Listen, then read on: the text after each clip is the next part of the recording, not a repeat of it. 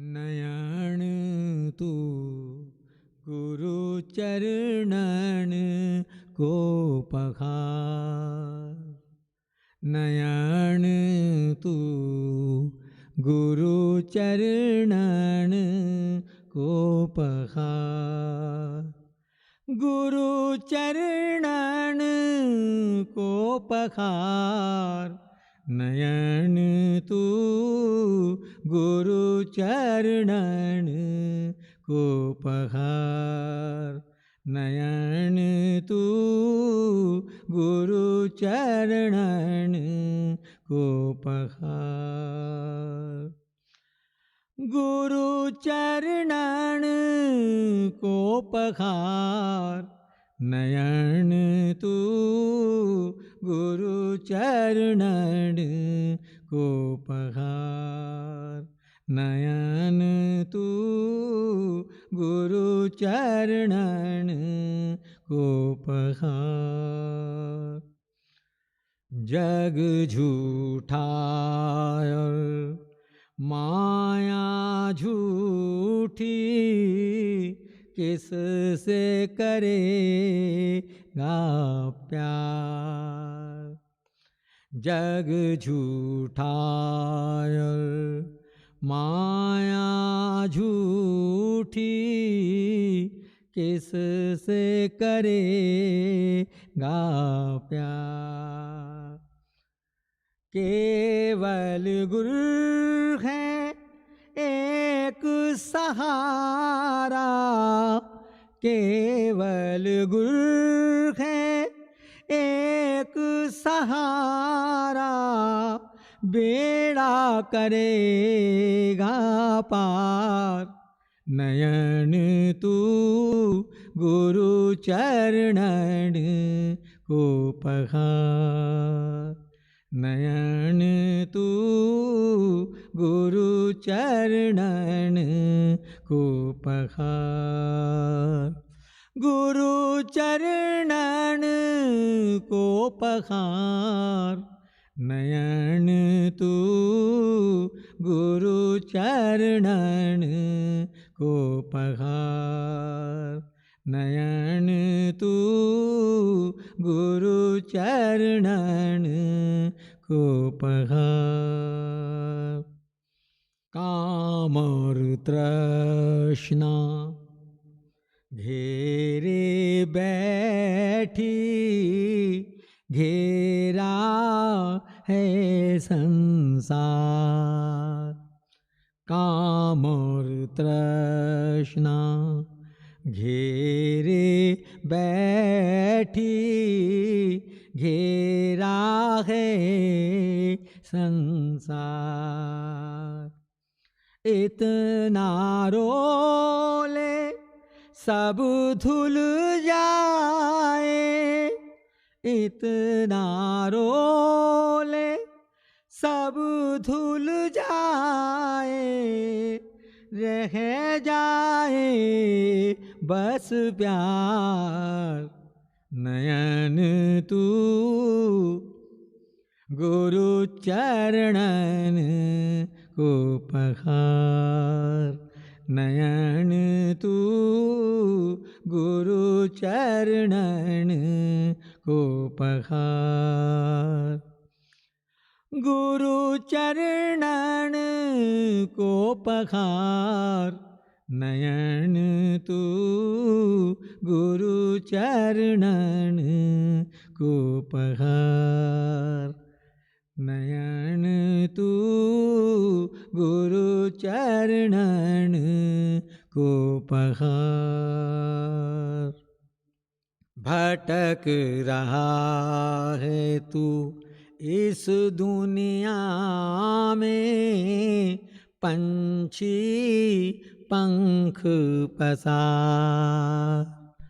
भटक रहा है तू इस दुनिया में पंछी पंख पसार। गुरु मंत्र की ज्योत जगा ले। गुरु मंत्र की ज्योत जगा ले, दूर हटे अंधकार, नयन तू गुरु चरणन को पखार, नयन तू गुरु चरणन को पखार, गुरु चरणन को पखार, नयन तू गुरु चरणन को पखार, नयन तू गुरु चरणन को पखार।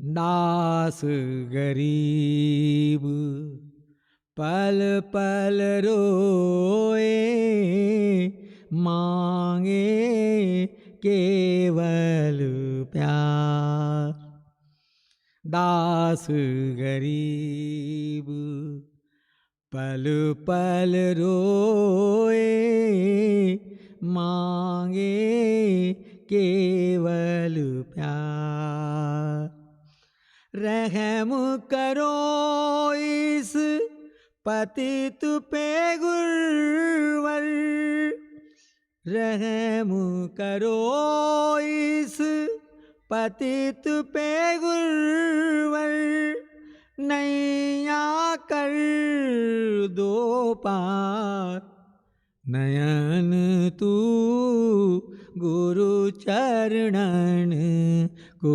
पखार, नयन तू गुरु चरणन को पखार, गुरु चरणन को पखार, नयन तू गुरु चरणन को पखार, नयन तू गुरु चरणन को पखार, गुरु चरणन को पखार, गुरु चरणन को पखार।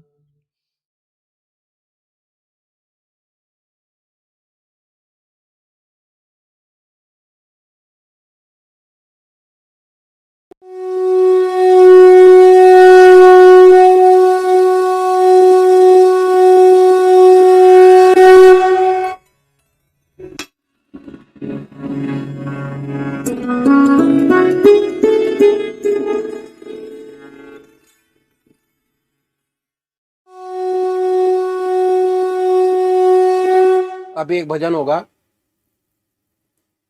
और भजन के साथ साथ सभी भाई बहन अपने अपने इष्ट का ध्यान करेंगे। ध्यान कैसे करें?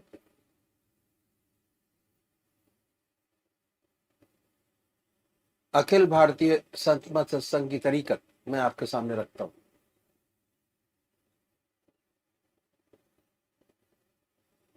सबसे पहले निश्चित कीजिए कि परमात्मा की कौन सी मूर्त, कौन सी सूरत, कौन सी शक्ल आपको सबसे ज्यादा प्यारी लगती है। मूर्ति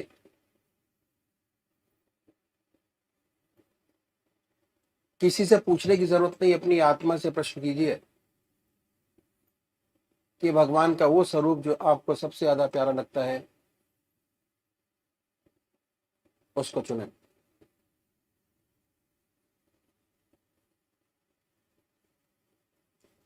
उसके बाद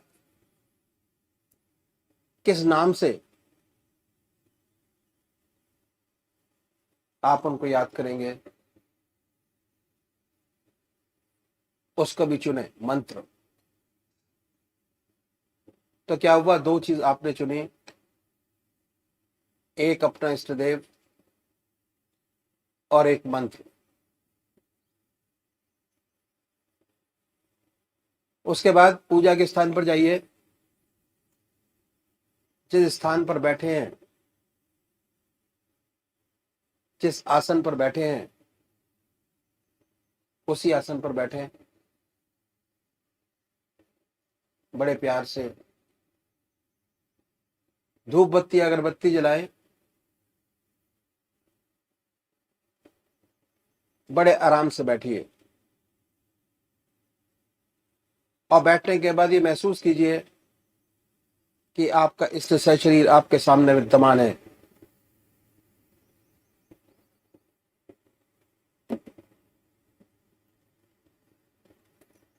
सशरीर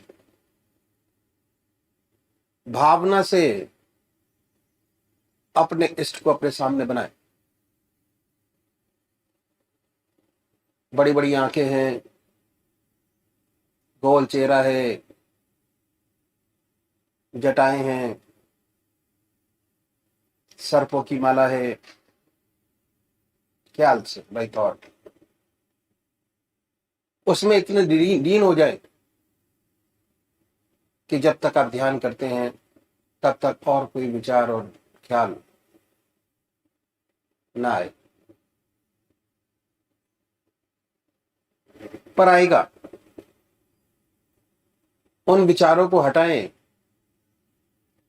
फिर अपने इष्ट देव की मूर्त अपने सामने बनाएं, फिर हटाइए, अपने इष्ट देव की मूर्त अपने सामने बनाएं। जो मंत्र आपका है उसको उच्चारित होते सुनिए कि हमारे हृदय से हमारे इष्ट का नाम निकल रहा है और हम सुन रहे हैं। और जब तक ऐसा ना हो, बड़े प्यार से अपने इष्ट का नाम विद फुल फोर्स जिह्वा से ले सकते हैं। इतना फोर्स उस नाम में होना चाहिए कि ना कोई दूसरा विचार रहे ना ख्याल, उसमें तल्लीन हो जाए, उसी की याद हो, उसी का ख्याल हो। समर्पित भाव से बड़े प्यार से अपने इष्ट के नाम को ले। आधा घंटा सुबह और आधा घंटा सायंकाल, ये 2 समय निश्चित कीजिए और आधे घंटे में 20 से 25 मिनट ध्यान को दीजिए। दूसरे वो भाई हैं जो निराकार भगवान के उपासक हैं, ओम अल्लाह वाहिगुरु क्राइस्ट गॉड, वो क्या करें, वो कैसे ध्यान करें। बड़े आराम से बैठिए, बड़े प्यार से। उसके बाद ये महसूस करें कि हमारे हर दिल की धड़कन पर जो नाम आपने चुना है वो निकल रहा है। हृदय ओम ओम कह रहा है, अब पूरे शरीर में वाइब्रेट करता है। उसके वाइब्रेशंस को महसूस कीजिए और आनंदित होइए। बड़े प्यार से इस काम को करना है। जब भी कोई सांसारिक बात आपके ध्यान में आए, दिमाग में आए, उन विचारों को हटाएं, फिर अपने इष्ट देव की याद में लगे, फिर हटाइए, अपने इष्ट देव की याद में लगिए। अगर आज ध्यान करते हुए आपके 100 विचार 1 मिनट के अंदर आते हैं तो निश्चित समझिए, अगर ये अभ्यास आप बराबर करते चले जाएंगे तो एक दिन ऐसा आएगा कि कोई विचार आपके आगे नहीं होगा। भगवान श्री कृष्ण ने साधक की दृष्टि से गीता में 4 बात बताई। पहली आहार की शुद्धि, दूसरी विहार की शुद्धि, तीसरा अभ्यास और चौथा विराम। अभ्यास, अभ्यास पर बहुत भारी जोर है और सारी जिंदगी हम एक चीज का अभ्यास करते चले जाते हैं और उसकी परफेक्टनेस पर देखते चले जाते हैं बड़े प्यार से। अगर इस तरीके से अभ्यास करेंगे बड़ी सुंदर स्थिति होगी। जब भी आप अपने इष्ट देव के चरणों में विश्राम चाहेंगे बड़े प्यार से विश्राम मिलेगा, ना कोई दूसरा विचार रहेगा ना ख्याल, और हमारी आत्मा हमारे मन को देखती रहती है, वो बताती है कि हम क्या सोच रहे हैं। जब विचार हट जाए अपने इष्ट देव के चरणों में फिर दोबारा उस चीज को पकड़े, अपने इष्ट देव को दोबारा अपने इष्ट देव में ध्यान लगाइए। तो अभी एक भजन होगा और भजन के साथ साथ सभी भाई बहन अपने अपने इष्ट का ध्यान करेंगे। मैं छलकती रहे साकी तेरे पैमाने से, मैं छलकती रहे साकी तेरे पैमाने से। रिंद बन बन के निकलते रहे मैं खाने से, मैं छलकती रहे साकी तेरे पैमाने से। दिल के आईने में रहने दे सारू रे अबदी, दिल के आईने में रहने दे सारू रे अबदी, साखिया आने दे छनती हुई पैमाने से, साखिया आने दे छनती हुई पैमाने से, मैं छलकती रहे साकी तेरे पैमाने से। अपने महबूब की खामोश नजर में छुप कर, अपने महबूब की खामोश नजर में छुप कर, रात दिन रहते हैं बेपिए ही मस्ताने से, रात दिन रहते हैं बेपिए ही मस्ताने से, मैं छलकती रहे साकी तेरे पैमाने से। शमारू है यार से रोशन है हकीकत जाना, शम्मा रूह यार से रोशन है हकीकत जाना, जान सारी का सबक मिलता है परवाने से, जान सारी का सबक मिलता है परवाने से, मैं छलकती रहे साकी तेरे पैमाने से। खुल गई दिल में हकीकत मेरे दो आलम की,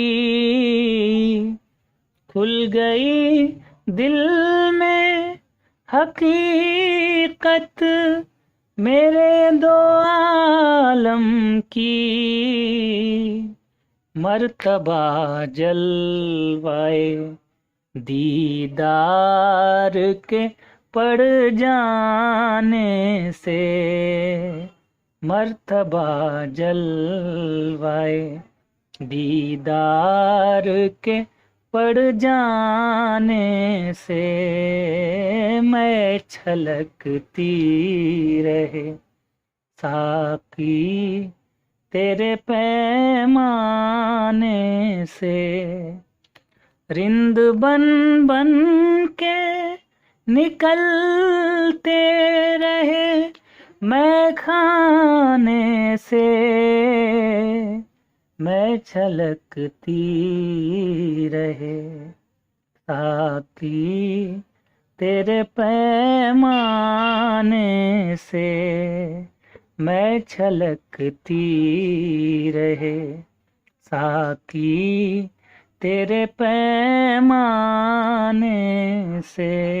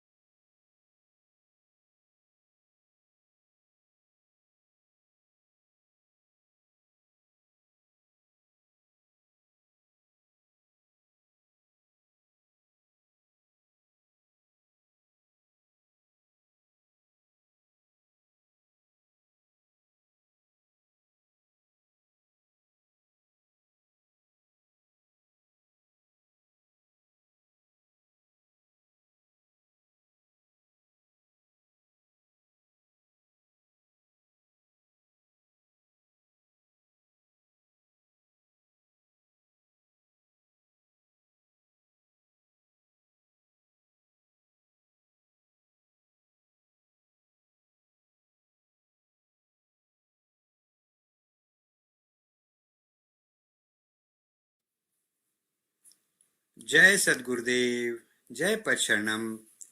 श्री बृजमोहन वचनामृत भाग 3, अक्टूबर सन 1947, स्थान दिल्ली। भगवान की विचित्र लीला। बार बार मांगऊ कर जोरे, मनु परिहरई चरण जनि भोरे। सुनि बर वचन प्रेम जनु पोषे, पूरन काम राम परितोषे। दिल्ली वापस आने के पश्चात इसने अपनी TENWS क्लास 2 के क्वालिफाइंग इम्तिहान की तैयारी प्रारंभ कर दी। इसको एक बड़ी परेशानी महसूस हुई। वो ये कि जब ये पढ़ने बैठता तो 15 या 20 मिनट के पश्चात ही इसका ध्यान किताबों से हटकर श्री सद्गुरुदेव के चरणों में जा लगता और फिर ये किताब छोड़ उसी ध्यान में महव हो जाता। इसी प्रकार सारा समय निकल जाता और पढ़ाई तनिक भी न हो पाती। अपनी लाचारी पर दुखित होकर ये श्री प्रेमचंद जी मित्तल के पास गया और उनसे साख पढ़ने का जंतर मंतर का प्रोग्राम बनाया। ये दास श्री प्रेमचंद जी मित्तल के साथ जंतर मंतर पढ़ने जाने लगा। श्री प्रेमचंद जी पुस्तक पढ़ते और ये सुनता रहता। बहुत कोशिश करने के बाद लगभग आधा घंटे के पश्चात ये गायब हो जाता और सद्गुरुदेव चरणों के ध्यान में महव हो जाता। श्री मित्तल साहब कहते कि आप सुन रहे हैं या सोते हैं। यह जागकर फिर हुंकारा देने लगता। श्री मित्तल साहब ने 4-6 रोज बाद इसे पढ़ने पर मजबूर किया। यह किताब पढ़ने लगा, लेकिन बात वही रही। 20-25 मिनट पढ़ने के बाद ये बीच बीच में गायब हो जाता और कहीं का कहीं पढ़ने लगता। कुछ देर बाद सद्गुरुदेव के चरणों के ध्यान में महव हो जाता और किताब हाथ से छूट जाती। मित्तल जी ने लगभग 1 सप्ताह यह तमाशा देखा और उसके बाद यह ख्याल जाहिर किया कि उनकी पढ़ाई इस दास के साथ न हो सकेगी और उन्होंने इस दास का साथ छोड़कर श्री RP अग्रवाल जी के साथ पढ़ना आरंभ कर दिया। इस लाचारी के कारण इस सेवक के हृदय में अनेक प्रकार के विचार उठने लगे और इसने निम्नलिखित पत्र श्री सद्गुरुदेव जी महाराज के चरणों में लिखा। नई दिल्ली, श्रीमान परम पूज्य श्री सद्गुरुदेव जी, सादर दीनता पूर्वक चरण धूलि स्पर्श स्वीकार हो। सेवा में सविनय दीनता पूर्वक प्रार्थना ये है कि इस पतित दास का मस्तिष्क सोते जागते स्वप्न तथा प्रत्येक अवस्था में प्रभु की परम पवित्र तथा कल्याणकारी चरण धूलि में निरंतर मन वचन तथा कर्म से रखा रहे। गत सिकंदराबाद भंडारे पर इसने श्रीमान डॉक्टर श्री कृष्ण जी के मुखार बिंद से सुना कि गरीबी इस रास्ते का आभूषण है। यह अपने विषय में सोचता रहा और हल्के हल्के आंसू इसकी आंखों में झलकते रहे और इसके हृदय में निम्नलिखित उद्गार उत्पन्न हुए। ये दास पैसा नहीं चाहता और न इज्जत का भूखा है। ये तो आपके दर का भिखारी है और आपसे अत्यंत दीनता पूर्वक अपना सच्चा प्रेम और सच्ची भक्ति चाहता है। इस दास ने आपकी चरण धूलि सेवा में लिखा था कि अगर आपकी आज्ञा होगी तो ये दास क्लास 2 के इम्तिहान में बैठेगा, वरना नहीं। इस दास ने गुरुदेव आपकी आज्ञा आने के इंतजार में पढ़ाई शुरू की, परंतु आपकी लीला विचित्र है। जब कोई भी किताब पढ़ने बैठा तो 15 मिनट या आधा घंटा के बाद ध्यान किताब से हटकर आपकी पावन चरण धूलि में जा लगा और प्रभु की चैतन्यमय मूर्ति इस पतित के सामने आ विराजी और बजाय पढ़ने के इसकी पूजा होती रही। अब तो लगभग 1 माह से इस पतित ने पढ़ना ही छोड़ दिया है। सोचा श्री गुरुदेव की आज्ञा आने पर ही देखा जाएगा। हे गुरुदेव, आप सर्वशक्तिमान हैं, परंतु आपका यह पतित दास कमजोरियों का घर है। न मालूम कब ये माया मोह के जाल में फंस जाए। हे गुरुदेव, इम्तिहान कोई मुश्किल तो नहीं होता है। पिछले वर्ष 100 सुपरवाइजरों में से 96 ने पास किया है। क्वालिफाइंग एग्जामिनेशन है, परंतु इस दास को ये डर है कि कहीं अधिक पैसे मिलने पर ये संसार के विषयों में फंस जाए और पथभ्रष्ट हो जाए। दूसरे शायद त्याग करने पर यह पतित अपने जीवन के असली लक्ष्य पर दृढ़ता से आरूढ़ रह सके और जीवन के सांसों को बेकार दुनिया के झंझटों में न खराब कर प्रभु पाद पद्मों की याद में बिता सके। शायद इसीलिए आपकी आज्ञा इस दास को आज तक इम्तिहान में बैठने की नहीं मिली। आज ही सुना है कि इम्तिहान 13 और 14 फरवरी सन 1950 को होने वाला है। सद्गुरुदेव, ये पतित तो बस एक ही इच्छा रखता है कि प्रभु पाद पद्मों में इस पतित को सच्चा प्रेम और सच्ची भक्ति मिल सके। इस जीवन की नौका आपके परम पवित्र और कल्याणकारी हाथों में है। चाहे पार लगाओ, चाहे कुछ करो, पर इतनी भिक्षा इस पतित को दो कि यह पतित आपकी चरण धूलि में सच्चा प्रेम प्राप्त कर सके।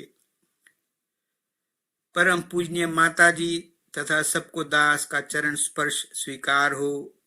आपका कुपात्र यशपाल, T34 अतुल ग्रोव, नई दिल्ली। तारीख 13 अक्टूबर सन 1949 का श्री सद्गुरुदेव जी का निम्नलिखित पत्र प्राप्त हुआ। ओम फतेहपुर 16/10/49। प्रिय यशपाल जी, आशीर्वाद। कई पत्र लगातार आए, समाचार मालूम हुए। इम्तिहान में शरीक होने की कोशिश व तैयारी करना चाहिए। मालिक की दया व कृपा से सफल करेगा। ईश्वर मालिक है। यहाँ पर प्रभु की कृपा से सब खैरियत है और आशा है कि आप सब भी सकुशल होंगे। परमार्थ के मार्ग में बहुतेरी बाधाएं आया करती हैं। परमार्थ के मार्ग में बहुतेरी बाधाएं आया करती हैं। भक्तजनों को इनसे न घबराकर अपने इष्ट की प्राप्ति के लिए दिल से लगे रहना चाहिए। ज्यादा राम राम, बहू को दुआ, बच्चों को प्यार। दुआ गो, ब्रिजमोहन लाल। पत्र पढ़कर हृदय में एक प्रसन्नता की लहर सी दौड़ गई। साथ साथ अपने ऊपर एक बड़ा दायित्व महसूस होने लगा। इस दास ने फौरन ही इस पत्र का उत्तर देते हुए लिखा, आपका पत्र पाकर इस सेवक की रिस्पॉन्सिबिलिटी, दायित्व बहुत बढ़ गई है। मैंने पुस्तकें इकट्ठा करके ठीक प्रकार पढ़ाई प्रारंभ कर दी है। परंतु परमेश्वर को कुछ और मंजूर था। पढ़ाई प्रारंभ किए केवल 3 ही दिन हो पाए होंगे कि अजीज नरेश चंद्र को दौरे पड़ने प्रारंभ हो गए। Doctor KL Jain, child specialist, को बुलाकर दिखलाया गया और उसका इलाज आरंभ हुआ। मर्ज बढ़ता ही गया ज्यों ज्यों दवा की, और दौरों की संख्या बराबर बढ़ती ही गई। एक दिन ऐसा आया कि बहुत जल्द दौरे पड़ने लगे। लगभग हर 15 मिनट में एक दौरा पड़ता था। हाथ पैर सब नीले पड़ जाते और अकड़ जाते थे। आंखों की पुतलियां ऊपर चढ़ जाती थीं और बड़ी भयंकर शक्ल दिखाई देती थी। रात्रि भर में ये सेवक और इसकी माताजी बराबर जागते रहे। रात्रि भर ये सेवक और उसकी माताजी बराबर जागते रहे और उसकी इस हालत को देख तबीयत को बड़ा कष्ट होता था। सुबह होते होते इस सेवक का हृदय बड़ा दुखी हो गया और इस सेवक ने श्री सद्गुरुदेव जी महाराज को एक पत्र लिखा। भगवान की अजीब लीला है कि जिस समय इस बच्चे के बचने की आशा नहीं थी तब तो ये बच गया, परंतु अब इसकी हालत बहुत खराब है। हर 15 मिनट बाद इसको दौरा पड़ता है, पुतलियां ऊपर चढ़ जाती हैं, हाथ पैर सिकोड़ता है। बड़ा कष्टमय जीवन है। इस सेवक से यह कष्ट देखा नहीं जाता। अगर इस बच्चे को जाना है तो चला जाए और अगर रहना है तो ठीक हो जाए। उसकी इस समय की हालत बहुत ही दुखदाई है। इस पत्र के डालने के पश्चात इस दास के हृदय में कुछ धैर्य अनुभव हुआ। प्रातःकाल लगभग 8 बजे ये दास धर्म पत्नी के साथ बच्चे को साथ लेकर डॉक्टर जैन के क्लिनिक में गया।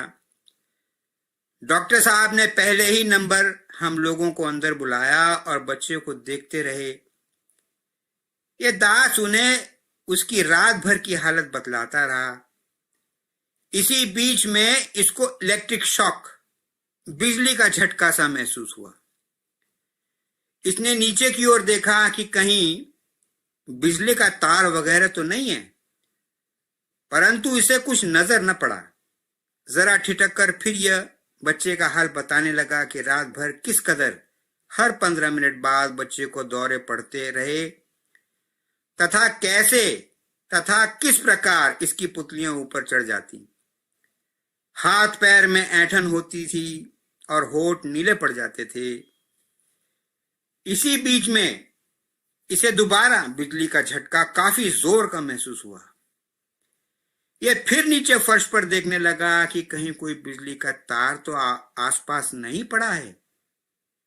तार तो इसे कोई दिखाई नहीं दिया, पर ज्यों ही इसने अपना मुख ऊपर किया तो देखा डॉक्टर की कुर्सी पर डॉक्टर गायब है और परम पूजनीय सद्गुरुदेव जी महाराज विराजमान हैं और मुस्कुरा रहे हैं और हाथ में कलम लिए नुस्खे पर कुछ लिख रहे हैं। इस दास ने खूब अच्छी तरह उन्हें कुर्सी पर बैठे देखा और ज्यों ही इसके हृदय में ये विचार पैदा हुआ कि उनके पैर छुए, त्यों ही वो अंतर्ध्यान हो गए और इसने डॉक्टर जैन को माथे पर हाथ रखे हुए सोच विचार में पड़े देखा। दास ने कहा, डॉक्टर, क्यों सोच विचार में पड़े हो? लिखने वाला लिख गया, अब जो भी दवा दोगे उसी से इसे आराम हो जाएगा, जो मर्जी हो दवा दो। डॉक्टर साहब ने कहा, मैं सोच रहा था कि क्या दवा दूं और कुछ थोड़ा परिवर्तन करके बच्चे को इंजेक्शन लगाया। दास ने कहा, चाहे इंजेक्शन लगाएं या खाने की दवा दें, अब इसे दौरा नहीं पड़ेगा। और इंजेक्शन लगने के बाद हम लोग बच्चे को लेकर वापस आ गए। परमात्मा की असीम दया व कृपा से बच्चे के दौरे एकदम बंद हो गए और इसके पश्चात एक भी दौरा नहीं पड़ा।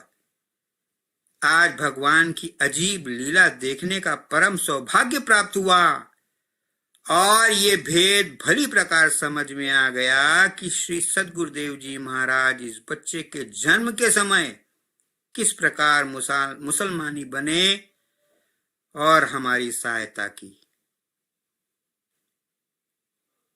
ओम।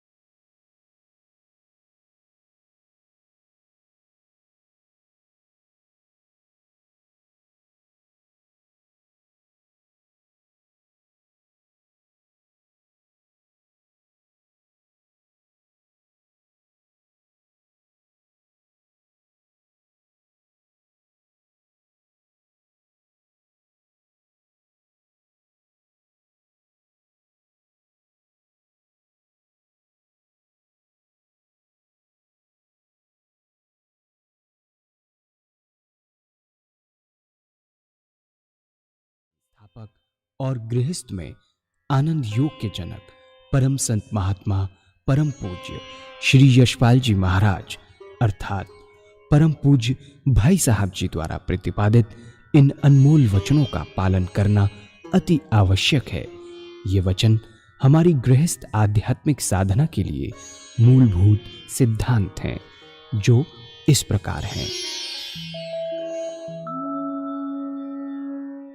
हम दुनिया की हर चीज की कीमत आंकते हैं, अपने मानव जीवन की कीमत भी जाने व परमात्मा की प्राप्ति हेतु साधना करें। मनुष्य योनि एक उपहार है, इसीलिए परमात्मा को धन्यवाद देते हुए आधा घंटा प्रातःकाल, आधा घंटा सायंकाल पूजा अवश्य करें। सत्संग, सतनाम व सद्गुरु को प्राथमिकता देते हुए इसी के आधार पर ध्यान योगाभ्यास अवश्य करें व गृहस्थ के कार्यों को परमात्मा का कार्य समझकर उसी की याद में संपन्न करें।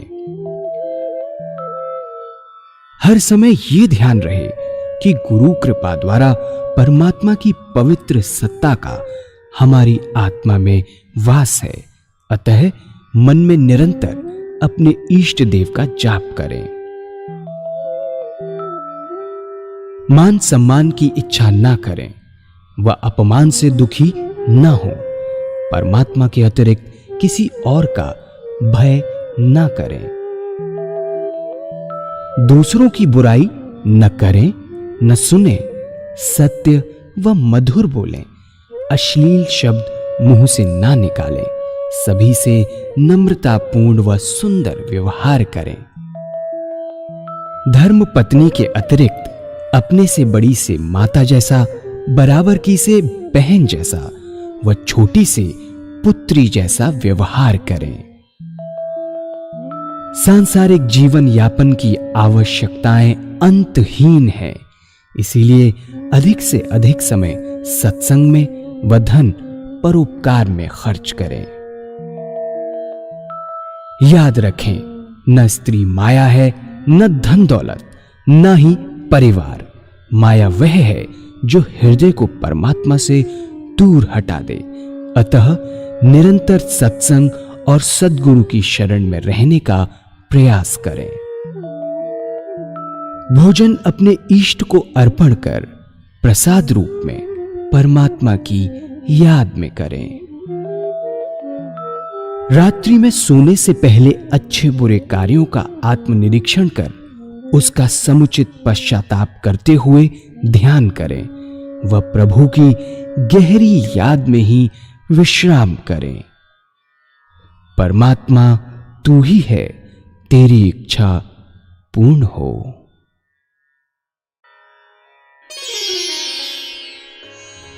अनमोल वचन अखिल